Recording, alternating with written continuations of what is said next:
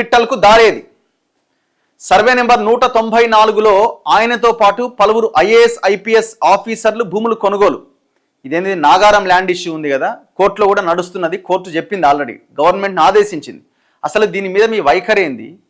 ప్రభుత్వ ప్రధాన కార్యదర్శి మీరు ఏం చేస్తున్నారు? అసలు దీని మీద ఏమన్నా యాక్షన్ తీసుకునే అవకాశం ఉందా లేదా అని హైకోర్టు కూడా ప్రభుత్వాన్ని కడిగి పారేసింది మొన్న రీసెంట్గా. నవీన్ మిట్టల్కు దారేది అంటే ఈయన కూడా ఉన్నాడు ఇందులో. ఈ భూములు ఈయన కూడా ఈ భూములు కొనుగోలు చేసిండు. ఈయన, మహేందర్ రెడ్డి, అంజనీ కుమారు, మహేష్ భగవత్, అందరూ ఉన్నారు ఇందులో. దాదాపు 26 మంది ఏమో ఐఏఎస్ ఐపీఎస్ అధికారులు ఈ భూదాన్ భూములు కొన్నారు. తెలవక కొన్నారా? అన్ని తెలిసే కొన్నారు. సొంతంగా కుటుంబ సభ్యుల పేరిట సైతం డాక్యుమెంట్స్లో చుట్టూ పట్టాదారులే.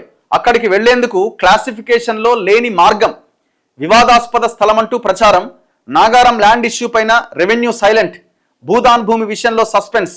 ఎన్ఓసీల జారీపై క్లీన్ చిట్కు ప్రయత్నాలు. రంగారెడ్డి జిల్లా మహేశ్వరం మండలం నాగారంలో సర్వే నెంబర్ 194, 195లో పలువురు ఐఏఎస్ ఐపీఎస్ అధికారులు వారి కుటుంబ సభ్యులు భూములు కొనుగోలు చేయడం చర్చనీయాంశంగా మారింది. 2023, 2024 సంవత్సరాల్లో ఈ కొనుగోలు జరగ్గా అప్పుడు అవి భూదాన్ భూములు అంటూ విమర్శలు వచ్చాయి. అయితే ఆ ఆరోపణలను రంగారెడ్డి కలెక్టర్, మహేశ్వరం తహసీల్దార్లు కొట్టిపారేశారు. సర్వే నెంబర్ 194, 195లో భూదాన్ భూమి లేదని, నిషేధిత జాబితాలో నుంచి తొలగించిన తర్వాతే ఈ స్థలాలు కొనుగోలు చేశారని స్పష్టం చేశారు.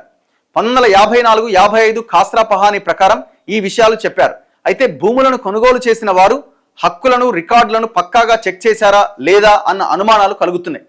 మరోవైపు వీటి సేల్ డీడ్స్లో క్లాసిఫికేషన్ పరిశీలిస్తే నలువైపులా పట్టాదారులే ఉన్నారు. కనీసం ఒకవైపు బాట కూడా లేదు. భూ పరిపాలన ప్రధాన కమిషనర్గా పనిచేసిన నవీన్ మిట్టల్ వంటి నిపుణులు కొనుగోలు చేసిన స్థలానికి కూడా వెళ్ళడానికి మార్గం లేదు.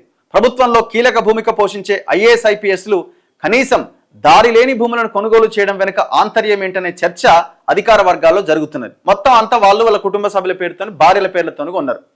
ఏక్ నెంబర్ చోర్ నవీన్ మిట్టల్ ఎంతమంది జీవితాలని నాశనం చేసిందంటే ఏమన్నా చెప్పరాది. ఎస్సీలు, ఎస్టీలు, బీసీల నోట్లో మట్టి కొట్టిండు దుర్మార్గుడు.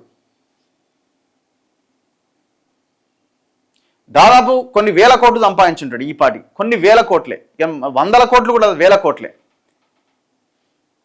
రేవంత్ రెడ్డి కూడా మంచిగా 2 ఏళ్ళు పక్కన పెట్టుకొని మంచిగా కావాల్సినంత చదువుకున్నాడు మంచిగా. ఎందుకు మరి తీసేయలేదు అనుకుంటున్నారు అందరినీ పక్కన పెట్టి? ఓన్లీ నవీన్ మిట్టల్ ఎందుకు పక్కన పెట్టుకున్నాడు? సెటరైట్ చేసుకున్నారు అంతా. ఇప్పుడు ఈ నవీన్ మిట్టల్ అంటోని దాదాపు 2 ఏళ్ళు పక్కన పెట్టుకున్నాడు. రేవంత్ రెడ్డి పక్కన ఏవి రెడ్డి అనే ఒక ఆయన ఉంటాడు. ఆయన మొన్నటిదాకా కాంగ్రెస్ కేటీఆర్కి దగ్గరగా ఉండే. కేటీఆర్ దగ్గర ఉండి రియల్ ఎస్టేట్ మొత్తాన్ని చూసి అన్ని కంపెనీలతో దగ్గర సంబంధాలు ఏర్పరచుకున్నాడు. రేవంత్ రెడ్డి ముఖ్యమంత్రి కాగానే అదే ఏవి రెడ్డి మళ్ళీ రేవంత్ రెడ్డి దగ్గరికి వచ్చిండు. ఎందుకు వచ్చిండు? అక్కడ ఏమేం చేసినావు నువ్వు, వీడికి వచ్చి మళ్ళీ సెట్ చేయి. వాడు ఎవరైతే కబ్జా చేసిండో నాకు మొత్తం డీటెయిల్స్ ఇవ్వు.